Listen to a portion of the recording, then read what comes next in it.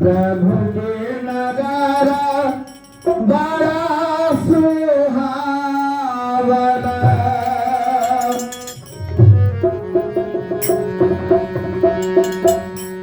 प्रभु के नगारा बड़ा सुहावना,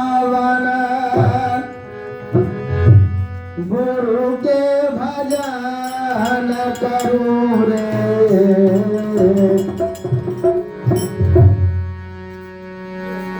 प्रभु के नगारा बड़ा सुहावना, गुरु के भजन करूं रे। ललना रे तोहारा के धैल बाड़ा भाग, तुम्हारा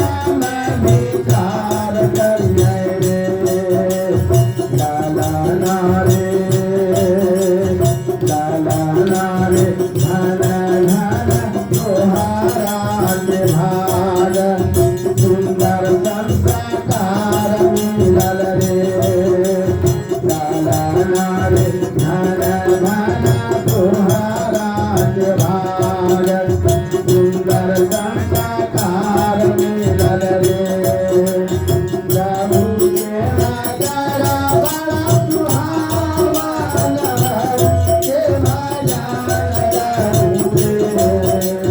प्रभु के नगर बड़ा सुहावन गुरु के भजन करूं लालना रे तोहारा के भइल बड़ा भाग सुंदर तन मानव मिलल रे लालना रे तोहारा के भइल बड़ा भाग सुंदर तन मानव मिलल रे लालना रे तोहारा के भइल बड़ा भाग सुंदर तन मानव मिलल रे। हिंदू संस्कृति में 16 संस्कार का वर्णन है और 16 संस्कार का आधार जड़ है सत्संग। अगर सत्संग नहीं हो तो कोई संस्कार मजबूत नहीं होगा। 16 संस्कार, ये संस्कार शुरू होता है माँ के गर्भ से। गर्भाधान संस्कार, तो गर्भ से ही संस्कार शुरू हो जाता है। लेकिन मानव को ये ज्ञान होना चाहिए और ज्ञान विवेक तो सत्संग से होगा। तो लोग सत्संग से अपने आप को अलग रखते हैं और चाहते हैं कि बेटा भक्त हो। जब माँ बाप दुराचारी होगा तो बेटा भक्त कैसे होगा? कोई कह देंगे कि दैत्य का बच्चा भक्त प्रहलाद कैसे हो गया? आदमी को उदाहरण तुरंत न दे देता है, तो हम ही बोल दिए चलिए भक्त प्रहलाद ऐसे नहीं हो गया। उनकी माँ अर्थात हिरण्यकशिपु की पत्नी कयाधु, उनके गर्भ में था ये भक्त प्रहलाद। हिरण्यकशिपु तपस्या करने के लिए गया था। दैत्य बहुत तपस्या करता था, राक्षस लोग, ब्रह्मा जी का नहीं तो शिव जी का। और तपस्या इसलिए करता था कि हम मजबूत हो करके सबको परेशान करें। तो कठिन तपस्या जब करने लग जाता था तो शिव जी या ब्रह्मा जी प्रकट होके ताकि ये तपस्या छोड़े इसलिए वर देते थे। अब ऐसा सब वर ले लेता था कि मजबूत होकर के सब भक्त लोगों को, देवता लोगों को परेशान करता था। तो वही हिरण्यकशिपु तपस्या में लग गया था और इंद्र सोचा कि यही अवसर है, मौका है, सो कयाधु का अपहरण कर लिया। अपहरण इसलिए किया कि अकेले हिरण्यकशिपु परेशान कर देता है तो उनका बच्चा बेटा जन्म लेगा, दोनों बाप बेटा कितना परेशान करेगा। जब भगवान राम चढ़ाई किए रावण के सबको बेटा भी गिर गए, मेघनाथ कितना परेशान कर दिया। तो दैत्य का लोग बोलता भी है डकैत का बेटा डकैते होगा, खरीस का बच्चा खरीस होगा। तो इसका ये तो खुरापाती था ही, हिरण्यकशिपु उनका बेटा क्या बनता। तो वही इंद्र कयाधु को नष्ट कर दो, मार दो, तो हिरण्यकशिपु का बेटा खरीस का बच्चा जन्म नहीं लेगा, खरीस फांस होगा। वही अपहरण कर लिया था कि इसको नष्ट कर देंगे ले जाकर। कयाधु तड़पती हुई जा रही थी। उसी होकर के नारद जी जा रहे थे। संत का हृदय तो बड़ा कोमल होता है। संत हृदय नवनीत समाना, कहा कबीर पर कहीं न जाना। ऐसे शिव जी नहीं कर दिए, बड़ाई कर दी। भगवान राम ऐसे नहीं कर दिए, हमसे बढ़कर के संत हैं। सातम संग वही मैं जग देखा, मोते अधिक संत करी लेखा। भगवान राम कर और भक्ति प्रथम भक्ति संतन कर संगा। ये भगवान राम कह रहे हैं सबसे पहले संतों की संगति करो, यही मेरी पहली भक्ति है। प्रथम भक्ति संतन कर संगा, क्यों तो संत हमसे बड़े हैं। तो भगवान राम भी कह रहे, शिव जी कह रहे, सब कोई कह रहे हमसे बड़े हैं संत। लेकिन संसारिक लोगों को ये बात बड़ा अखरती है, वो नहीं समझ पाता, वो कुछ से कुछ वक्ता ग्रंथ अध्ययन करता नहीं है, और जब सुनता है तो उनको बड़ा कष्ट हो जाता है। तो यहाँ कहने का मेरा भाव था कि नारद जी वहाँ आए और इंद्र से कहते हैं कि आप ये स्वर का मालिक होकर के नीच कौन, घटिया कौन, एक माँ का भरण, छी छी ये क्या कर रहे हैं, कलंक लगेगा आपको, सब कोई आपके नाम से थूक फेंकेंगे। कि नारद नहीं जानता है लेकिन की पत्नी है, कि सब जानता, लेकिन इनका क्या दोष, दोष है उसका हिरण्यकशिपु का, इसका क्या दोष। और कहा कि इसके गर्भ में उसी का बच्चा है, ताकि जो बच्चा जन्म भी नहीं लिया उससे भी आपको दुश्मनी, वो क्या बनेगा, भक्त बनेगा, संत बनेगा कि राक्षस बनेगा, क्या पता। पहले इंद्र जी सोचने लग गए, कहते तो ठीक है। तब तक नारद जी कहते कि आप डर रहे हैं, भयभीत हैं, तो दे दीजिए हमें को, हम उसको भक्त बना देंगे, आपको कलंक भी नहीं लगेगा। इंद्र भी सोचा कि ठीक है, भले भक्त बना देगा तो बातें क्या, दे दिया। वही कयाधु को ले जा करके इंद्र अपने कुटिया पर इतना सत्संग सुनाए, इतना सत्संग सुनाए कि सत्संग सुनाते सुनाते कयाधु बदल गई।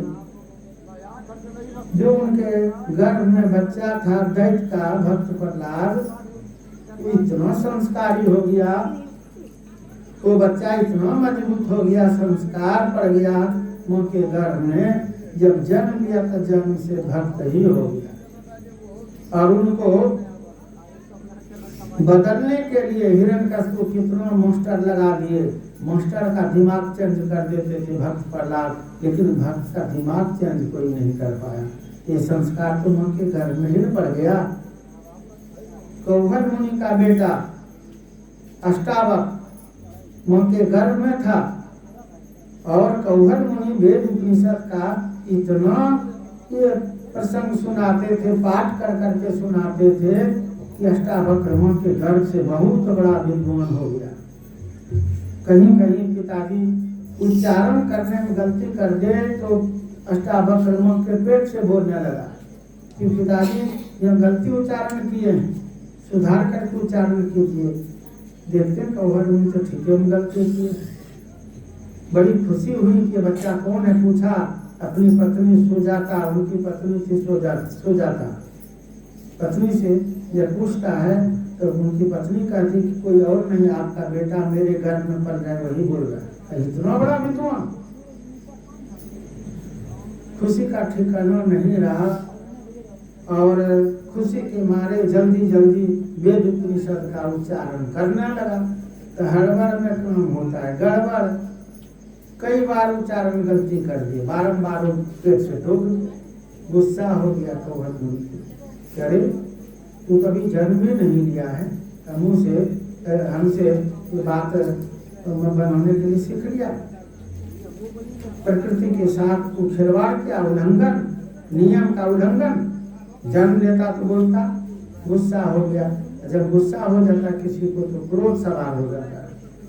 तो कौहर मुनि के सर पर क्रोध सवार हो गया, श्राप दे दिया कि जाओ तुम्हारा 8वां अंग टेढ़ा मेढ़ा हो जाएगा।